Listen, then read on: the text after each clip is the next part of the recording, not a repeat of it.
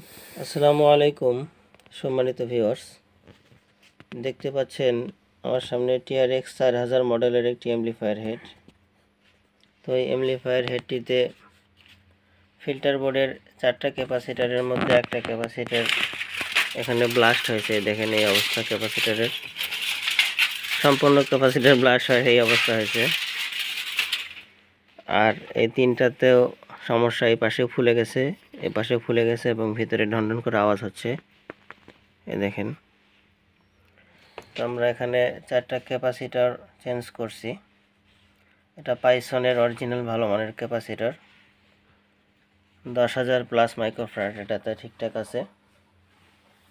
সাথে একটা রেকটিফায়ারও শর্ট ছিল, সেটা আমরা চেঞ্জ করছি। এবং দুই পাশেই প্রোটেকশন বাটিতে জ্বলেছিল, কিন্তু এই পাশে প্রোটেকশনটা চলে গেছে।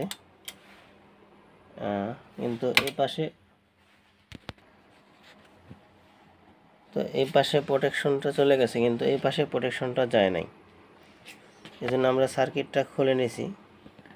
এখন দেখতে পাচ্ছেন প্রোটেকশন বাতিটা জ্বলে আছে, কিন্তু মজার বিষয় হচ্ছে প্রোটেকশন ধরে আছে, কিন্তু অডিও গ্রিডটা কিন্তু সার্কিটে ঠিকই আছে। তার মানে অডিও সেকশনটা ঠিক আছে, কিন্তু প্রোটেকশন সেকশনে আমাদের ঝামেলা হয়েছে।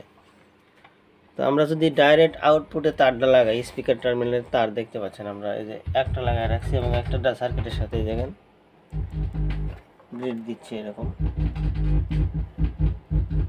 আর যদি আমরা ডাইরেক্ট স্পিকার টার্মিনালে তারটা লাগাই, সেক্ষেত্রে কোনো সাউন্ড আউটপুট হবে না। এটা দেখতে পাচ্ছেন। তো এখন এই প্রোটেকশন কিভাবে এটা রিপেয়ার করি এবং কী কম্পোনেন্ট চেঞ্জ করি সেটা আপনাদেরকে বোঝানোর চেষ্টা করব।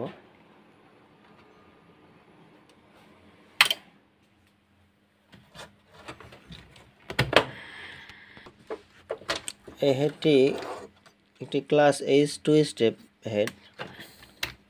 ক্লাস এইচ স্টেপার যে হেডগুলো থাকে সাধারণত এই হেডগুলোতে খুব পাওয়ারফুল হয়। এটা আউটপুট আর এই পাশে যে ট্রানজিস্টরগুলো দেখতে পাচ্ছেন 1 2 3 4 5 টোটাল 10টা, এই 10টা ট্রানজিস্টর আপনার ব্যবহার করা হয়েছে। এই 10টা ট্রানজিস্টর আপনার অডিও সেকশনের জন্য ব্যবহার করা হয়েছে। এবং এই পাশে যে ট্রানজিস্টরগুলো দেখতে পাচ্ছেন 3টা 6টা, এই 6টা স্টেপারের জন্য ব্যবহার করা হয়েছে। এখানে ট্রান্সফরমারতে 2টা ভোল্ট হাই ভোল্ট এবং লো ভোল্ট ব্যবহার করা হয়েছে। তো আপনার যখন ভলিউম আপ করার সময় 43 ভোল্ট এখানে লো ভোল্ট, এই লো ভোল্টের সীমা অতিক্রম করার পরে আপনার 86 ভোল্টের যে লুপটা আছে সেটাতে ট্রান্সফার হয়ে যায় হাই ভোল্টেজে। তো এইভাবেই স্টেপারটা কাজ করে। আমরা ইতিপূর্বে বিভিন্ন ভিডিওতে বলছি যে কীভাবে স্টেপার কাজ করে, সেটা আমরা দেখাইছি। তো এখানে যে প্রোটেকশনটা জ্বলে আছে এটা কোন সেকশন থেকে আপনাদেরকে একটু দেখাই। এই যে সেকশনটা দেখতে পাচ্ছেন এটা হচ্ছে প্রোটেকশন সেকশন। এখানে কিছু কম্পোনেন্ট আছে, এগুলো আমরা মাপযোগ দিয়ে দেখব যে কী সমস্যা হয়েছে। তো বন্ধুরা দেখতে পাচ্ছেন আমরা TRX 4000 মডেলের হেডটি কমপ্লিট করলাম। প্রোটেকশন সাইড যে সমস্যাটা ছিল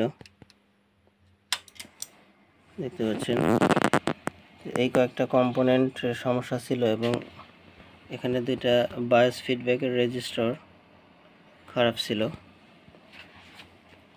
তো এটা আমরা সমাধান করলাম। আর এখন আমরা হালকা একটু ভলিউম তুলে দেখাচ্ছি, বেশি ভলিউম তুলতে পারবো না। এখন রাত বাজে প্রায়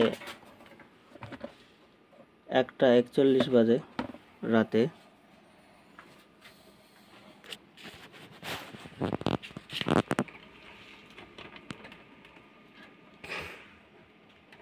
আমরা স্পিকারটা লাগিয়ে নিচ্ছি, দেখতে